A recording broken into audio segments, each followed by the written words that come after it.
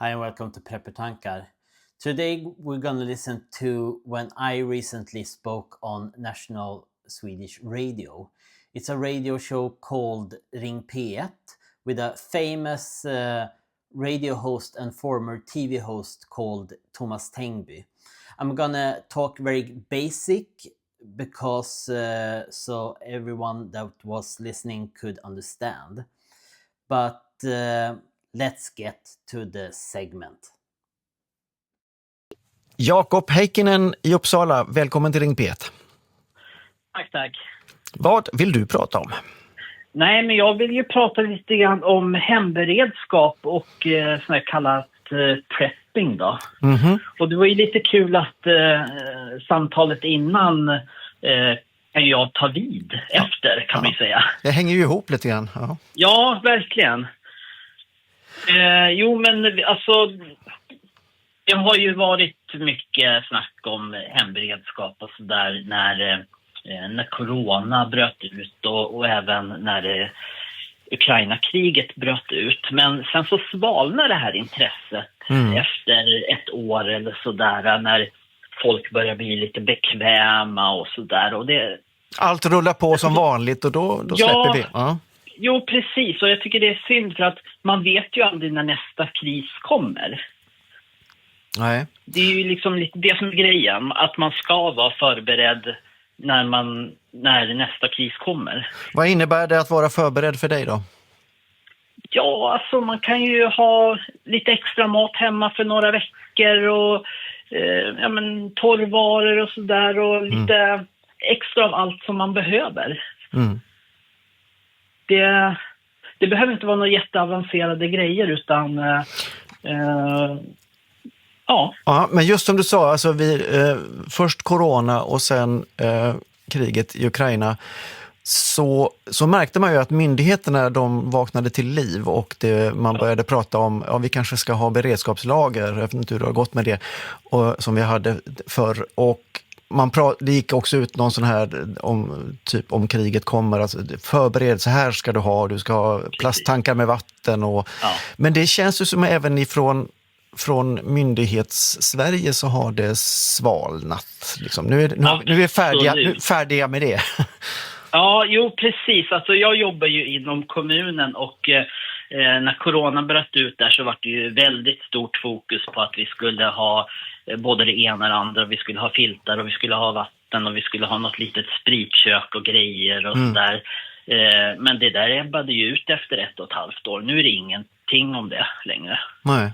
Vi har gjort det, nu är det färdigt. Ja, då är det gjort och så är det ingen som ens kontrollerar det senare heller. Och det känns lite så bland myndigheter också, att när det är i ropet då tar man upp det. Men sen så när hösten är klar så att säga, då kan man börja släppa på det. Ja. Men vet du någonting om hur alltså till exempel kommuner och så, om de har gjort saker? Ja, jag tror att i kommunen där jag är, där har de ett stort lager med mat, långtidslagrat, det har de, men det är inte så mycket mer än så vad jag vet. Så du vill med detta samtal föra upp det här igen, tänk på detta, det är fortsatt intressant och viktigt att ha lite beredskap. Ja, men jag tycker det, för att det behöver inte bara vara vid såna här stora händelser, utan det kan vara att man kanske blir arbetslös. Man kanske bryter ett ben som jag gjorde i februari och då har du grejer hemma. Det behöver inte vara de här jättestora kriserna, utan det kan även vara personliga kriser. Så det behöver inte vara de här enorma världsomspännande eller nationella kriserna. Men när du har det här, när du tänker så här, alltså, blir det inte lite negativt?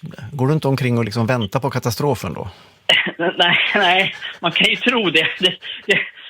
Det gör jag inte. Jag har ju en YouTube-kanal där jag pratar om det här och sådär.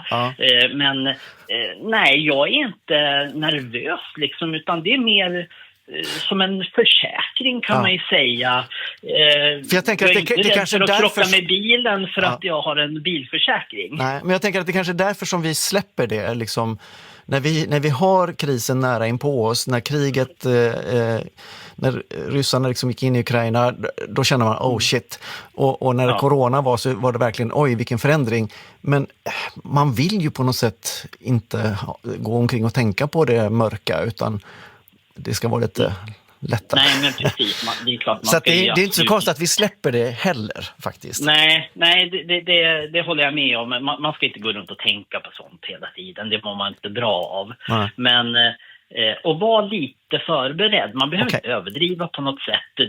Det tycker jag bara är bra, för att du kan även avlasta samhället när det händer någonting i och med att du är förberedd. Ja, bra.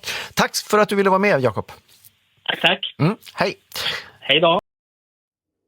So that was it. I hope you enjoyed that short segment. If you like my videos, please subscribe, write a comment, like the video and everything like that. So, and see you in the next video, and take care everyone. Bye.